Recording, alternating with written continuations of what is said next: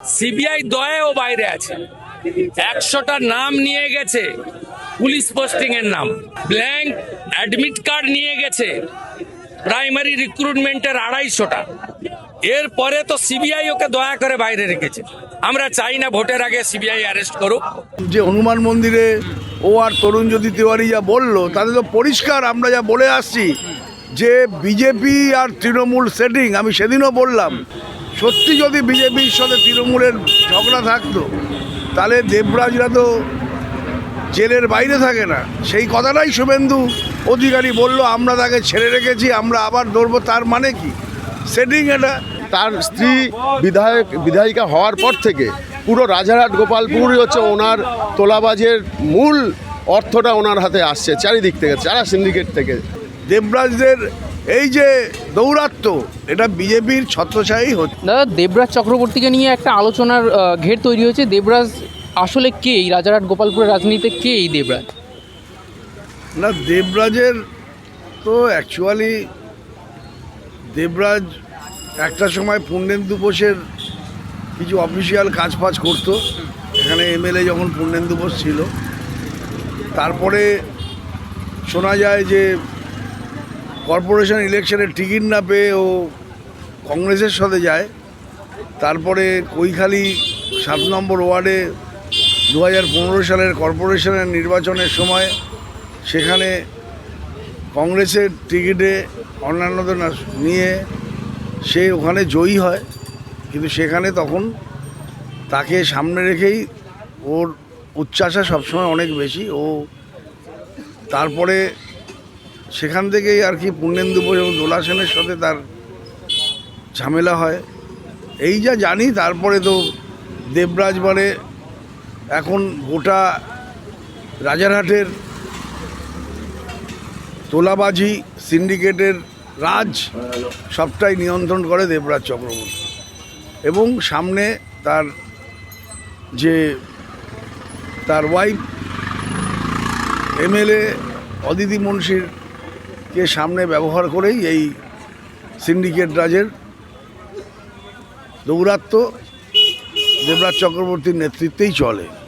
শুভেন্দু অধিকারী তিনি এসে তাকে ডাকাত বলে সম্বোধন করছেন, তাহলে না না, শুভেন্দু অধিকারীর তো বলার, শুভেন্দু অধিকারী যা বললেন, আমি যা দেখলাম যে হনুমান মন্দিরে ও আর তরুণজ্যোতি তিওয়ারি যা বললো তাতে তো পরিষ্কার আমরা যা বলে আসছি যে বিজেপি আর তৃণমূল সেটিং। আমি সেদিনও বললাম যে যদি বিজেপি চাইতো যে তৃণমূলকে, সত্যি যদি বিজেপির সাথে তৃণমূলের ঝগড়া থাকতো তাহলে দেবরাজরা তো জেলের বাইরে থাকে না। সেই কথাটাই শুভেন্দু অধিকারী বলল, আমরা তাকে ছেড়ে রেখেছি, আমরা আবার ধরবো। তার মানে কি সেটিং এটা? দেবরাজকে বাঁচিয়ে রেখেছে এই বিজেপিরাই। এখন নির্বাচনের আগে অনেক বড় বড় কথা বলা হচ্ছে, কিন্তু সারা বছর দেবরাজদের এই যে দৌরাত্ম্য, এটা বিজেপির ছত্রছায়াই হচ্ছে। মানুষ এটা বুঝতে পারছে। মানে তৃণমূল বিজেপি সেটিং। হ্যাঁ, এটা তো পরিষ্কার।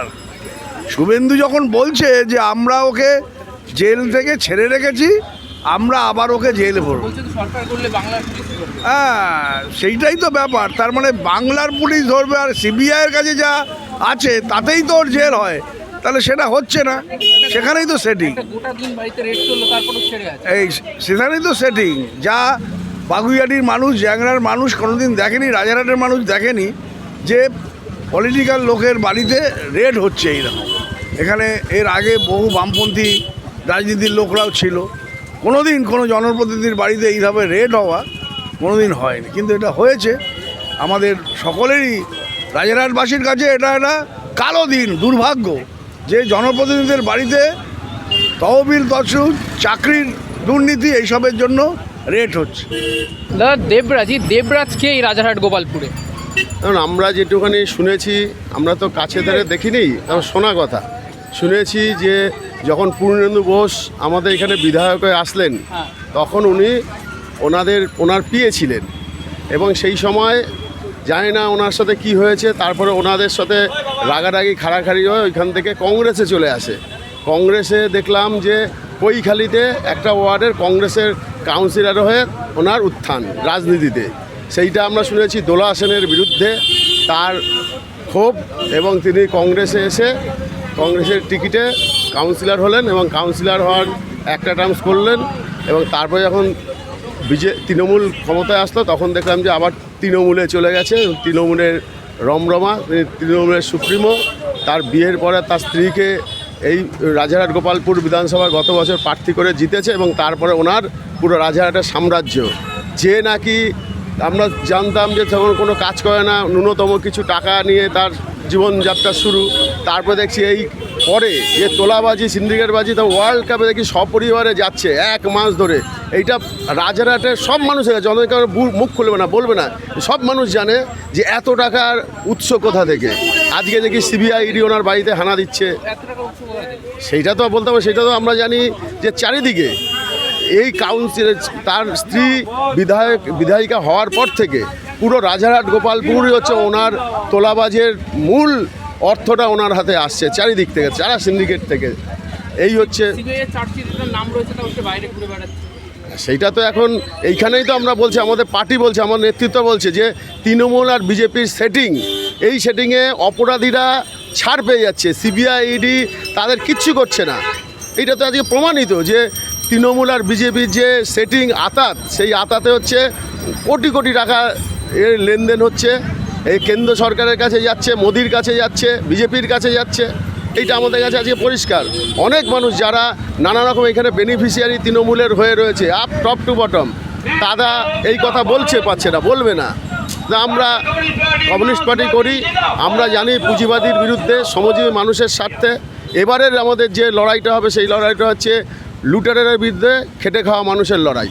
এটা চলছে, জারি আছে, এবং আশা করি এইবারে বামপন্থীরা, সিপিআইএম অনেক ভোট পাবে, অনেক সিট পেতে পারে। এটাই আমাদের আশা, এটা আমাদের বিশ্বাস।